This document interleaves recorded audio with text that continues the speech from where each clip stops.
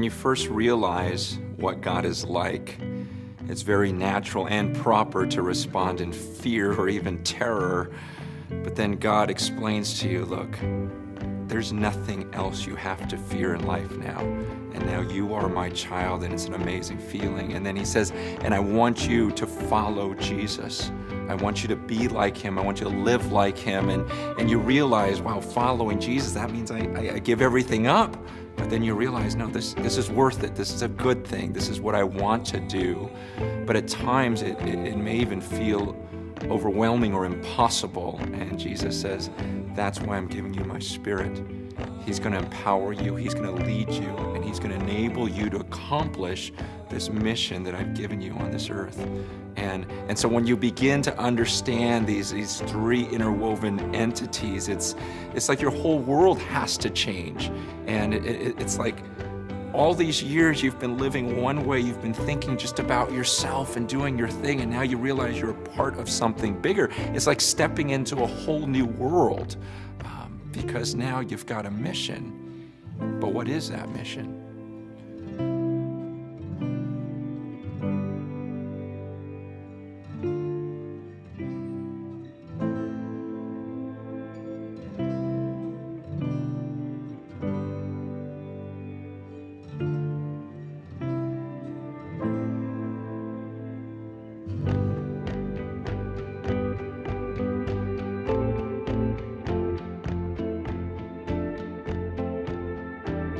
Jesus made it clear. He says, after he rose from the grave, he says, I want you to go and I want you to obey everything that I commanded you, but I also want you to teach others to obey everything that I've commanded.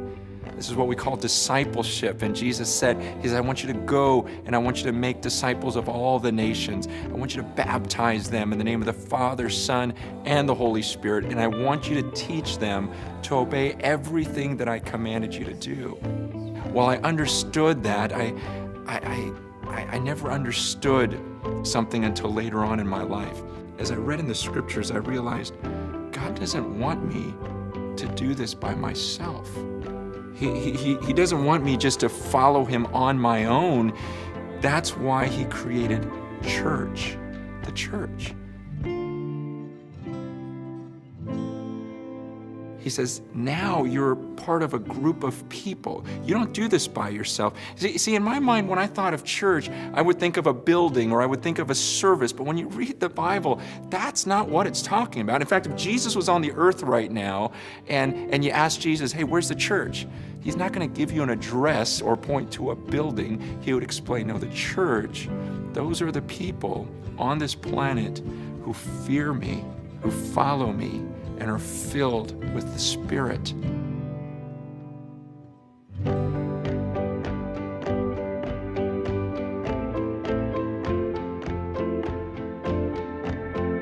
We now, before God, should have a fellowship together, a sharing, not just of thoughts, ideas, but a sharing of everything to really care for one another. And that's this idea of fellowship. It's sharing as a family. It's sharing as like a body, like a temple. We're part of something bigger. And this word fellowship is so huge in the Bible. And this drives me crazy because for so much of my life, it was almost like an afterthought. When I would think of fellowship, I would think, oh, there was that one part of the church building called the fellowship hall, and after our gathering on Sunday morning, we would go in the fellowship hall, and one guy would bring dessert, another guy would bring cupcakes, another guy would bring some meat, and we'd have this thing called the potluck in the fellowship hall, and so that meal together was fellowship. Or in church, we would have fellowship night where we get together and play softball, and so to us, that's fellowship. But in the Bible, man, it is so much more intense than that. In the Bible, man, there's this awesome passage in Acts 4, verse 32, and it says that the full number of those who believed were of one heart and one soul.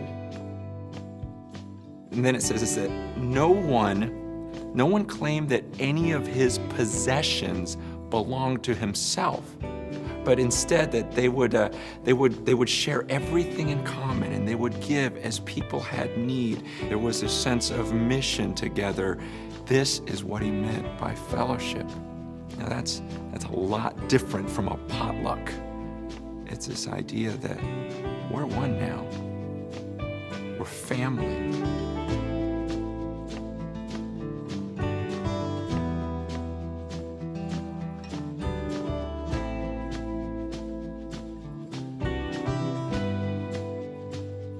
There was this guy that came to my church once, and he was a part of a gang, and decided to ditch everything and follow Jesus, and he got baptized. And after a while, though, he stopped coming to the church gatherings, and one of my buddies asked him, they go, "Hey, where you been?" He says, "When I got baptized," he goes, "I thought that it was gonna be like when I got jumped into the gang."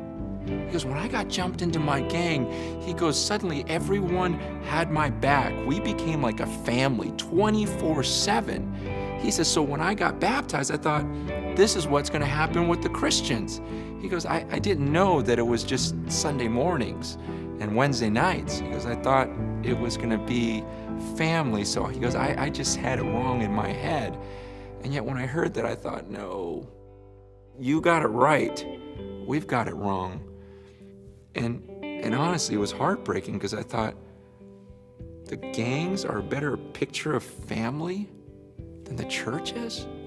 The gangs are a better picture of the body than we are? They're having a fellowship and a sharing that we don't see in the Church of Jesus Christ. And yet that's the very thing that Jesus wanted for us.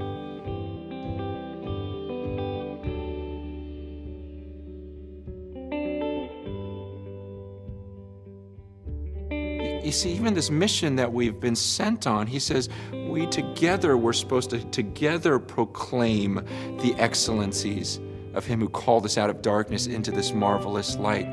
This idea of proclaiming it, I can't do that without other people. See, I can talk about Jesus. I can talk about Jesus by myself, but I can't show Jesus to other people. Here's what I mean. I can tell you, Jesus forgives you. Jesus forgives you. Jesus is forgiving. But that's not enough. God says, I want you to show Jesus to the world. So that means I need my brothers and sisters around me, and we offend one another, but we keep forgiving. And then suddenly the world looks on and goes, man, I've never seen that before. You guys just keep forgiving each other. You see, unity is so strange in our world. We live in a time when people are so quick to ditch one another. And God says, I want my church to be different. I want this one group of people that are devoted to sharing their lives together, sharing this mission together. When someone offends you, you forgive them. And then suddenly people are seeing the attributes of Christ. They're seeing it in the flesh. It's almost like that. What Jesus did in putting God to flesh so that we could dwell amongst him, he says now that's the church's responsibility. I want you to love each other so much. And when you do that, they'll actually see God.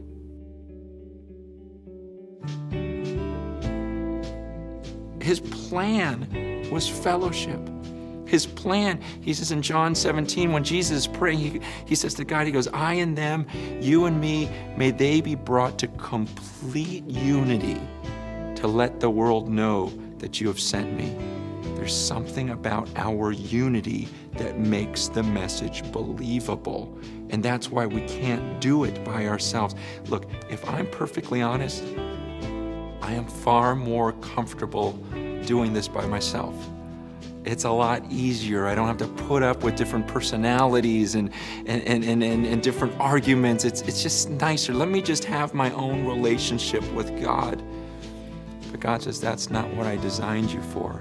Here's the mission. I need you to show Jesus to the world by the way that you interact with one another and love one another. So if I'm to accomplish this mission that God's given me, I need others with me. I got to have them with me. And if you think about it, this is how he designed human beings. We weren't meant to live in isolation.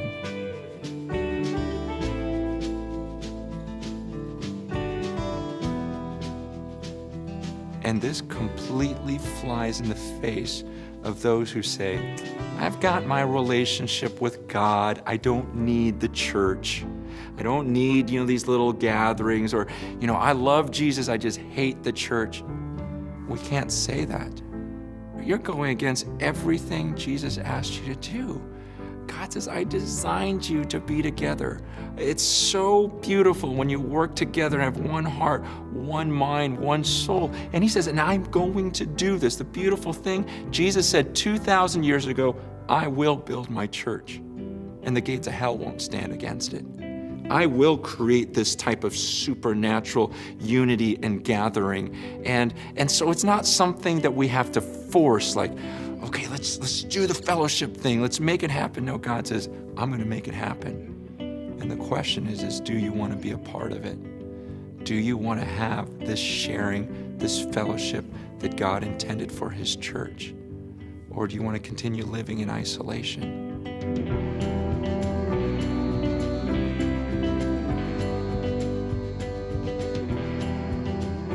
It's an exciting time right now because I'm seeing God just bring people from all different parts of the world, and they're all having the same conviction of church was meant to be more.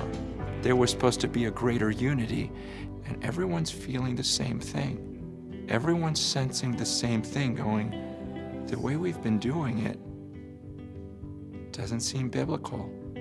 When I read in the Bible, there should be a deep love. It's not just a bunch of people coming in a room and staring forward. It's a family, it's a body. And I'm talking to these people. It's been really weird where they're going, this is what I'm thinking, this is what I'm thinking. We're all thinking the same thing. Why? Because there's one Spirit, and he's leading us all to this conviction of things have got to change. There needs to be this fellowship in the church again. And this is something Jesus is doing.